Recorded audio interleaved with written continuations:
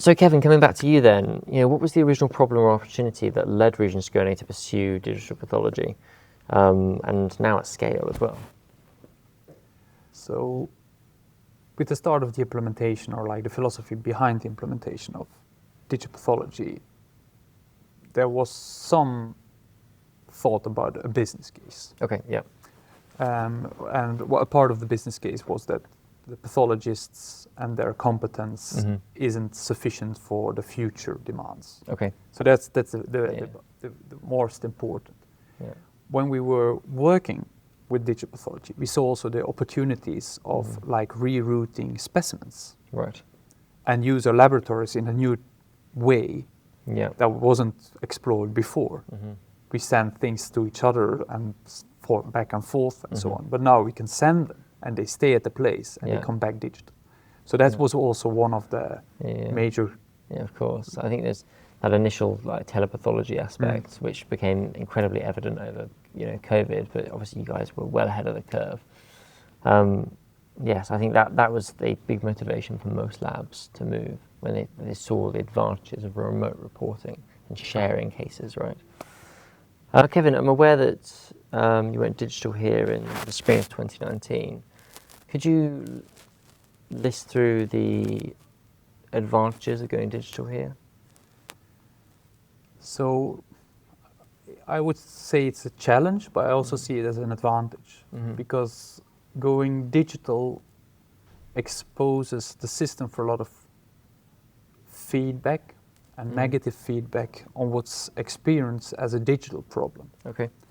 So your conversion to digital pathology will be the major quality check for your laboratory on the quality you have had until the day you want to go digital. Because the pathologists, they will not accept any flaws if they're skeptic towards digital pathology. Yeah. So it was a really big advantage that we got our systems homogenized, our routines homogenized, and checked towards the expectations of a pathologist. Yeah. So I would say it was a big challenge, but it was also the advantage that we thought that we experienced that we control our processes now on a different level.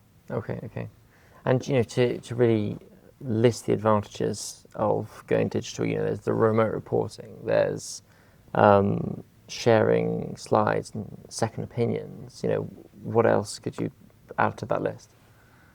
So these advantages about like consultation and fast consultation, I would say these are the biggest advantages for a secure environment for pathologists. I think some pathologists, they can feel somewhat criticized when they're like checked on medical boards or something by other pathologists. But in our system, we all know each other. Yes. And if we see cases that we think that go to a special board, like a multidisciplinary meeting, we can already ask in advance, would you like to take this case here, or would you like to support me during my answer? So we are a lot of consulting and developing together on this journey and feeling more secure as pathologists in our consensus for solving cases. Okay.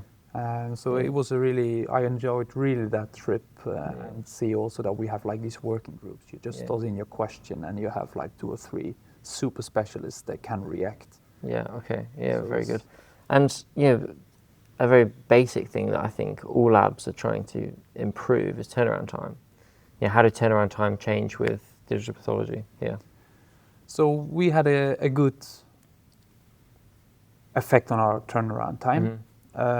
When we checked it for like our highly prioritized acute cases, we didn't improve that far much. Yeah. So when we were assured that something was prioritized, it would go fast, microscope or digital.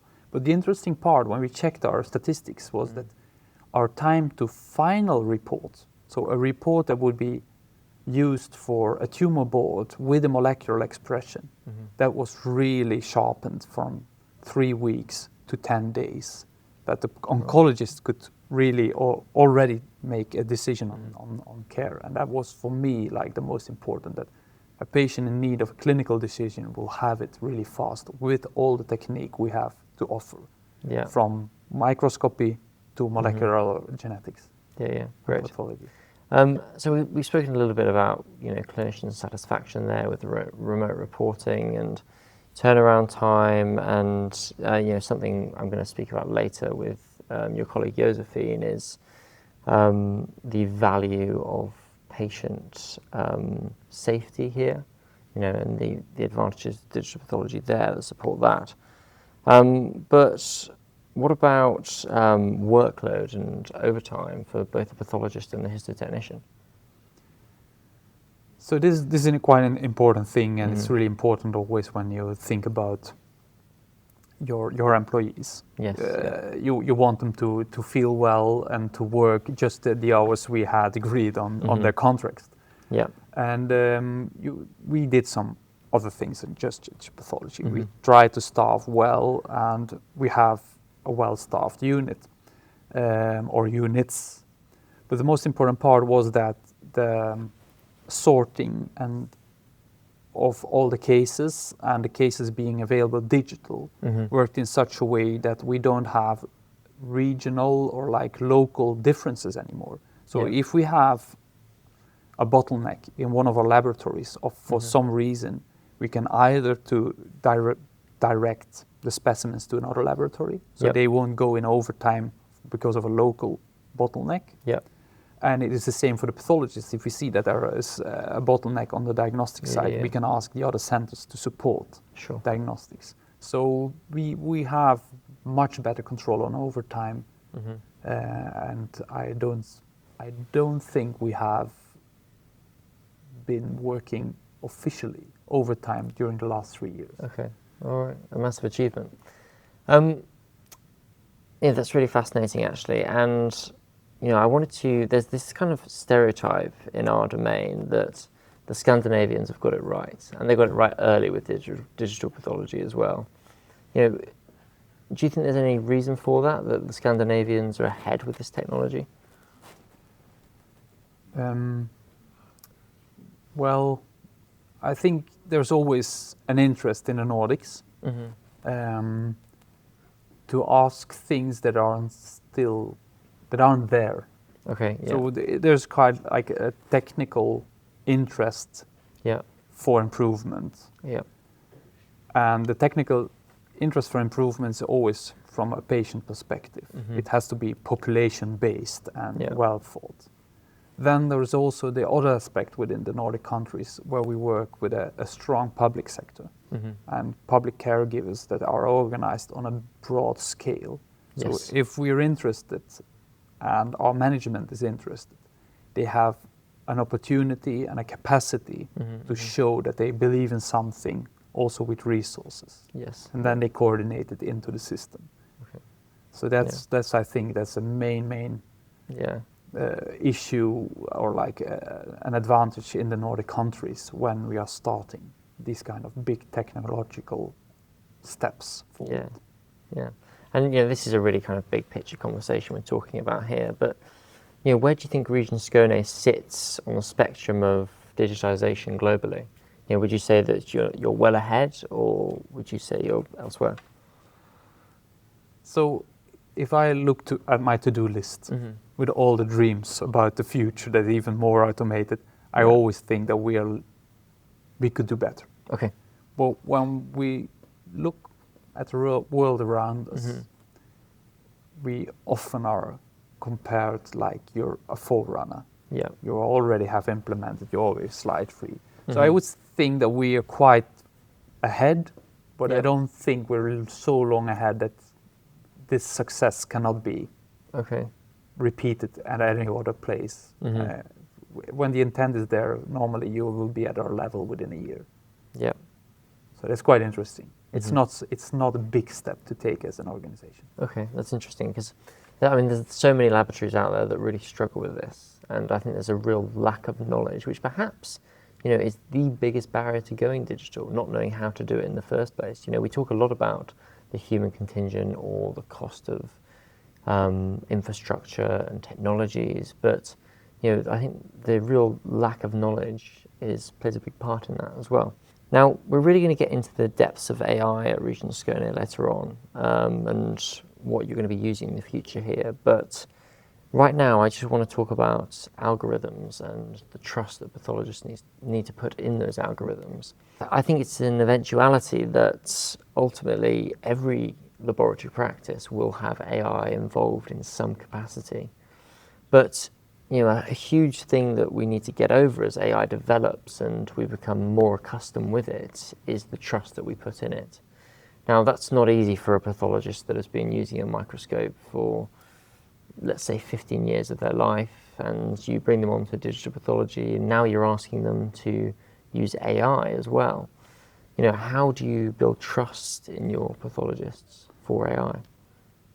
So there are different approaches, but the trust issue is still on a patient security level at this moment. So even our organizations are willing, we want to take this step, we want to use AI, we want to make more effective, patient-safe implementations, but we still also hesitant to take it.